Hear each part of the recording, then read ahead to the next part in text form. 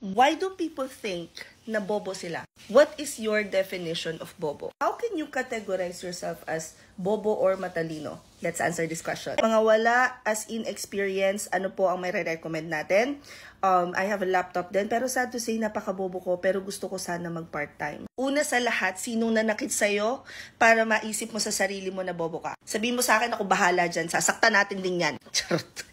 Guys, para sa akin, ang definition ko ng bobo is someone who is not willing to expand, stretch, tickle, or yung literal lang na tamad na ayaw gumamit ng brain cells. And that is the hardest part, lalong-lalo na kung ikaw ay gusto maging freelancer. Sa totoo lang kasi, ako para sa akin, ang bobo is yung mga tamad gumamit ng utak. Yung bagang simpleng-simpleng bagay ay iaasa pa sa iba na sila na yung mag-isip, ganyan. Para sa akin, ang bobo ay yung mga tao na tamad na gumamit or magbatak ng utak. Kung ikaw to,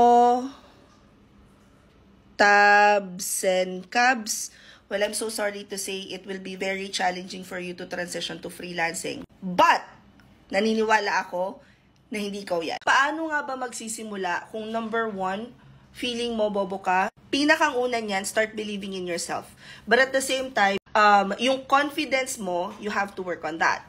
Yung iyong lack of knowledge, kailangan mo, syempre, i-fill yung gaps. So, lahat ng feeling mo, kakulangan mo, i-fill mo siya. If you want to be a freelancer, may laptop ka na, diba? Simulan mo nang mag-aral. When I say aral, you have to build skill set. Wala kang experience, as in zero experience, magsimula ka sa admin. Tapos pagka na-hone mo na yung administrative skill sets mo, you start naman practicing being creative. And then you start doing customer support. And then you start learning technical stuff. And then you start doing sales. Kasi may 5 kayong skill set na dapat na-improve if you want to be a freelancer. Admin, creatives, tech, support, and sales. Kahit 2 o 3 lang dyan ang mamaster mo, lalong-lalo yung admin, pwedeng-pwede ka nang magsimula. So for today, i-review natin lahat ng pwede nyong gawin dito sa 364-day challenge. And I wanna make sure that you truly, fully understand yung concept ng 364 days freelancer na me this 2023 challenge. If you go to my profile and you click the link in my bio, simulan mo muna sa free work from home roadmap, i-click mo yan, tapos gawin mo lahat ng action items doon.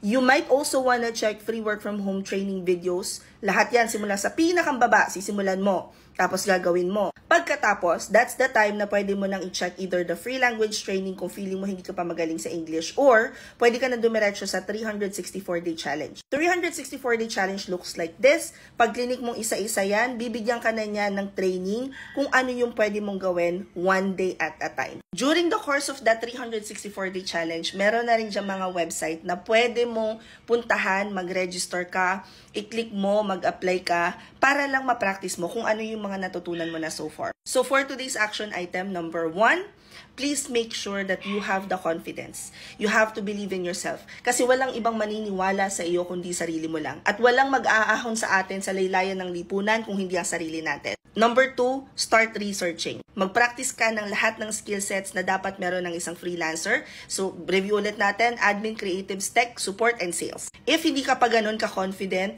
then go to our 364-day challenge at pag-aralan mong isa-isa. Kung ikaw naman ay nakasubaybay dito sa 364-day challenge at nasundan mo na yung lahat, make sure na you review again and again and again up until such time na confident ka na mag-apply sa mga platform. As usual, guys, I highly recommend that you document your journey kasi gusto mong may babalikan ka one day. Maaalala mo yung, nung araw na magsimula ako sa 364-day challenge, hindi ako marunong gumamit ng Gmail, pero eto na ako ngayon, nag-aayos na ako ng folder. Or, nung una, hindi ko alam kung anong mga isasagot sa interview questions, but because of the 364-day challenge, eto na ako, kaya ko nang sumagot ng interview questions confidently. Ganon! Document your journey, tag me, and use the hashtag freelancer2023. Comment any questions you guys have about working from home. Follow for more work from home chismis. Bye!